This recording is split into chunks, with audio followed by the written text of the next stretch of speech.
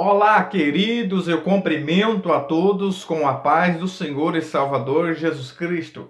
Estamos aqui para trazermos aos nossos amados irmãos e irmãs aqui em nosso canal um subsídio da EBD para você, meu amigo, minha amiga, que vai estar lecionando a aula neste domingo ou no decorrer da semana. Você pode estar vendo esse vídeo que será também complemento ao nosso assunto que nós estamos estudando. Nós sabemos que esse trimestre nós estamos estudando um tema muito importante, muito relevante do nosso comentarista, o pastor Wagner Gabi, que está trazendo um ensino muito fortalecido para nossas vidas acerca de missões. Muito bem, queridos, porque sabemos que nós, como igreja do Senhor, mais do que nunca, precisamos fazer missão. Então aqui está esse subsídio para você complementar na sua sala de aula. Se você ficar comigo até o final, nós vamos viajar um pouco dentro dessas 7 igrejas da Ásia. Vamos falar sobre 3 portas que está em Apocalipse, entre o capítulo 3 e o capítulo 4. E por fim, vamos falar sobre a igreja, que é um padrão de missões. A igreja padrão de missões, que é a igreja de Filadélfia. Amém? Muito bem. Quando falamos sobre missões, me veio ao meu coração uma outra palavra técnica que nós usamos também, que é a palavra submissão. O que significa submissão? A palavra sub quer dizer estar debaixo, debaixo. A palavra sobre, quando você usa essa expressão sobre, quer dizer que está por cima, ou seja, sobre as águas, quer dizer, por cima. Agora, sub quer dizer debaixo. Ou seja, então essa palavra submissão significa o quê? Estar debaixo de uma missão. E nós, como igreja do Senhor, queridos, precisamos estar debaixo da missão de quem? Está debaixo da missão de Cristo. Cristo, ele nos deu uma missão para a igreja primitiva e ainda está de valer em nossos dias. Ele continua querendo usar a minha e a sua vida para se fazer missões, queridos.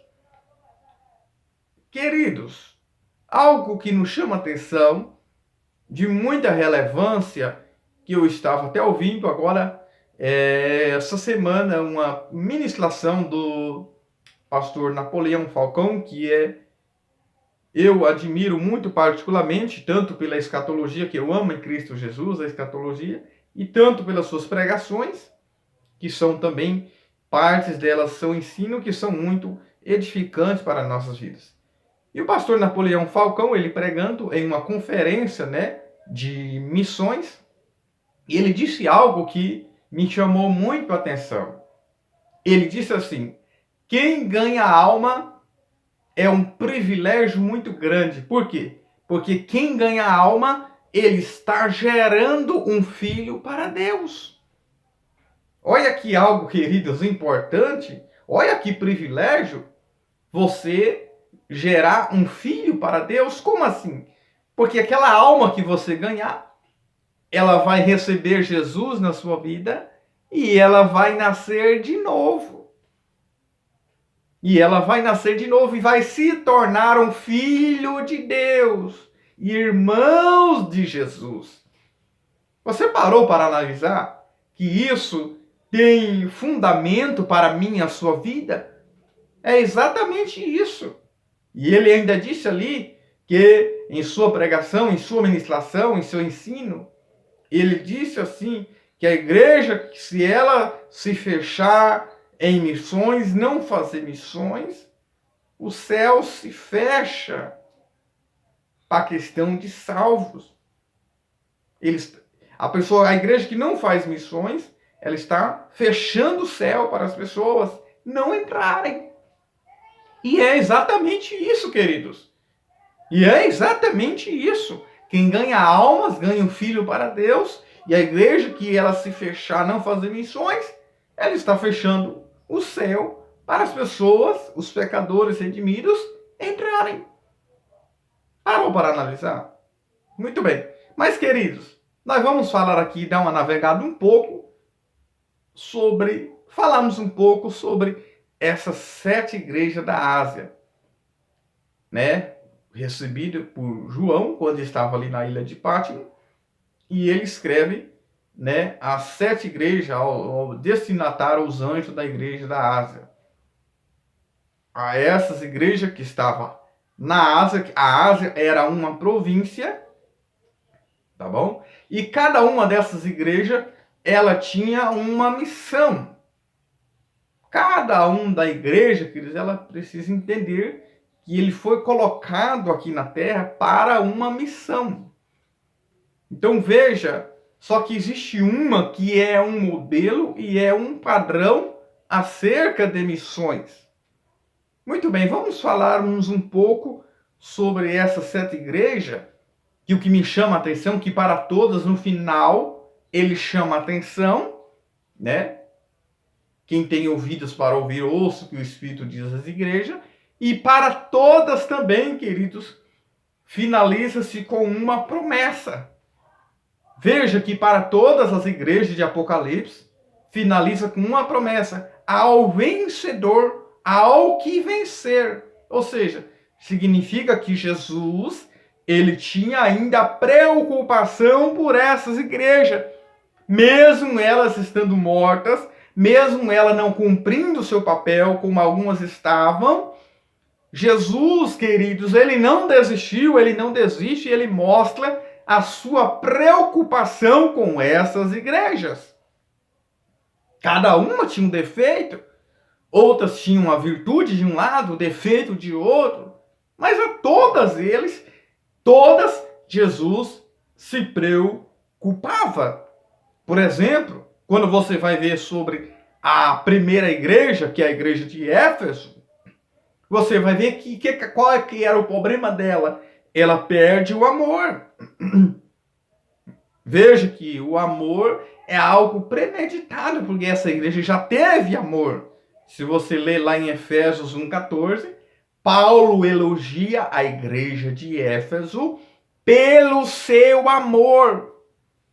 Veja que agora, lá pelo seu ano 86, 80 e pouco, quase já chegando o ano 90, você já vai ver que essa igreja, ela perde o amor. Mas não é algo assim, não acidental, mas algo premeditado. Esfriou-se o seu amor. Então é o que estava acontecendo na igreja de Éfeso. E aí, se você vê na igreja de Esmirna, o que estava acontecendo com essa igreja? Ela estava sendo provada, né, com um obreiro ali atribulado e estava perseguindo os cristãos. E a igreja precisa aprender a lidar com isso. E a igreja de Pérgamo era uma igreja que havia um sequestro, né, da igreja pelas suas heresias, os falsos ensinos, os engodos de Satanás. Veja que Balaão, né, que corrompia a igreja do Senhor, a teologia, né, com engano teológico, engano teológico, para corromper a igreja do Senhor. Em nossos dias, nós também vivenciamos isso, queridos. Pessoas, teólogos, teologizando a igreja do Senhor com falsas teologias, sem fundamentos na palavra do Senhor. E aí a quarta igreja, que nós vamos ver que não havia heresia, como a igreja de Pérgamo, né? Mas um misticismo destruidor. existia ali a falsa profetisa Jezabel, que não é aquela do Antigo Testamento, que já havia morrido, Jezabel, né, que havia tomado o púlpito da igreja, sequestrada ali, o púlpito da igreja estava tomando conta, o feminismo tomando conta, comandava a igreja do Senhor. Isso estava acontecendo na igreja de Tiatira. Sabemos que não há machismo, feminismo, não é nessa questão. Mas a questão aqui é que essa mulher estava corrompendo o servo do Senhor com falsos ensinos, com falsas teologias.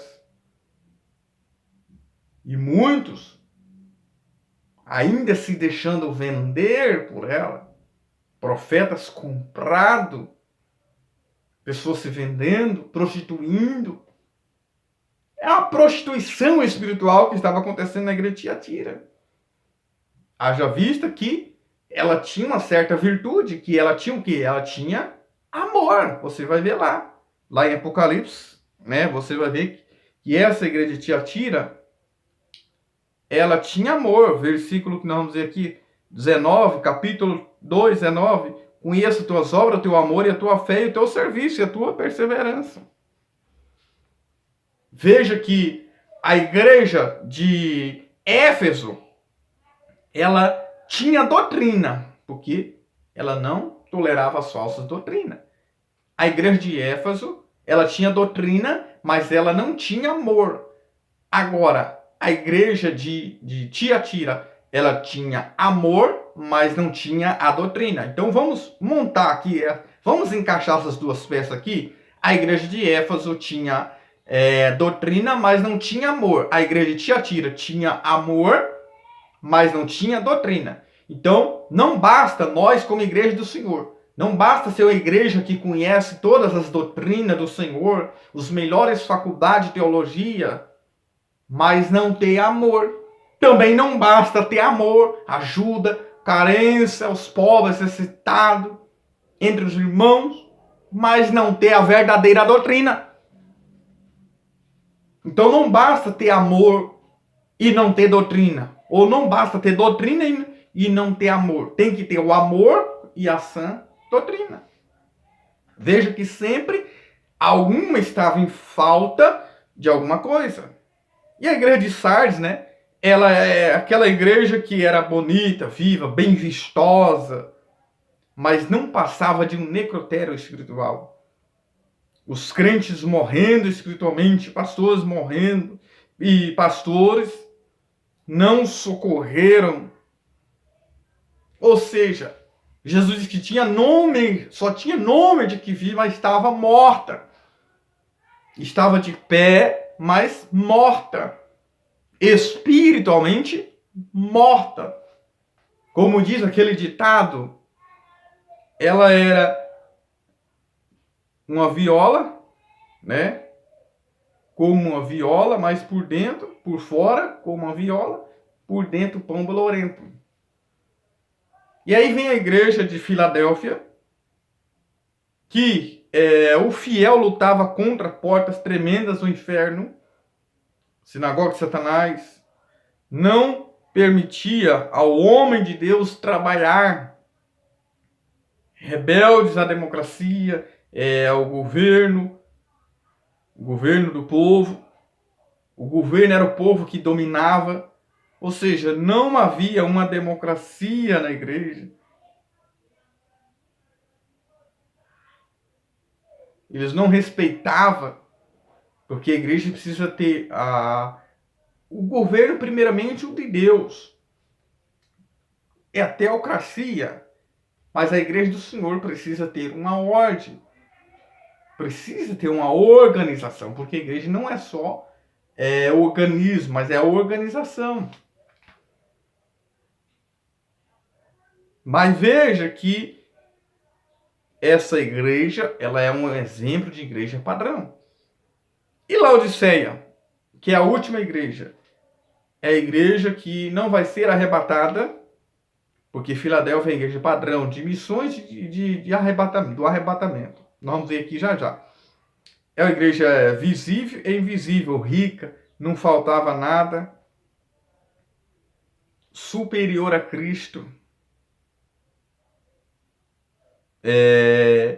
Expulsou Jesus do meio dela, você vai ver, nós vamos ver aqui, e colocou lá fora Jesus, no sereno, né, no redento, por causa do seu orgulho, a sua soberba, independente, a igreja que achava que não dependia de Cristo sobre a sua vida, nua espiritualmente, cega espiritualmente, e julgava-se um rei vestido de gala e não tinha nada. Julgava-se alguém grande, mas não era nada. Jesus disse que ela então está pobre, cega e nua. E o Cordeiro, Jesus sempre quis intervir em cada uma dessas igrejas. Quando nós olhamos então para Apocalipse, queridos, vai falar sobre 3 portas que eu vou dizer aqui. A primeira porta é a porta que está fechada para Cristo, que é a igreja de Laodiceia. É o mesmo que você fechar o dono da casa e deixar para o lado de fora. Jesus é o dono, o Senhor da igreja. Como que o Senhor, o dono, fica para o lado de fora da casa? Jesus disse para a igreja de Laodiceia que ele bate na porta. Se abrir e deixar ele entrar, ele vai ceiar com ela. Ele vai ter comunhão com ela. Ele vai participar, ele está com ela. Ele vai estar presente no meio dessa igreja. Só que aconteceu com a igreja de Laodiceia, ela fechou a porta para Cristo. E se fechou dentro do seu quadrinho, da sua religião. A igreja de Laodiceia está como muitas igrejas de hoje, se fecha dentro do seu quadrinho, ela não evangeliza, ela não faz missões. Se fecha dentro da sua caixinha, da sua religião.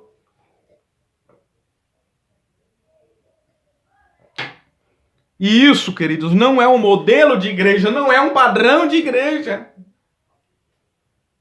A igreja não pode fechar as portas para Cristo. A igreja não pode ter autonomia sem a presença de Cristo na sua vida. A igreja não faz nada sem Cristo, ela depende de Cristo, nós dependemos de Cristo para tudo. E essa igreja de Laodiceia fechou a porta para Cristo. Fechou a porta para missões. Do contrário, vamos falar aqui sobre essa segunda porta, que é a igreja que nós vamos ver aqui, que é a igreja de Filadélfia, que foi em 150, né, fundada por Átilo, né, Átilo Filadélfio II. Ela ficava a 122 quilômetros de Esmirna. E essa igreja de Filadélfia, que significa o quê? Amor fraternal. Veja que conheço, capítulo 3, versículo 8, olha o que Jesus falou para essa igreja. Conheço as tuas obras, olha só, e eis que diante de pus uma porta aberta. Ou seja, eu tenho posto uma porta aberta diante de ti, a qual ninguém pode fechar, que tem pouca força, entretanto, guardasse a minha palavra e não negasse o meu nome. Ou seja, essa igreja aqui é uma igreja padrão que vai ser arrebatada, vamos dizer, no versículo 10, porque guardasse a palavra da minha perseverança.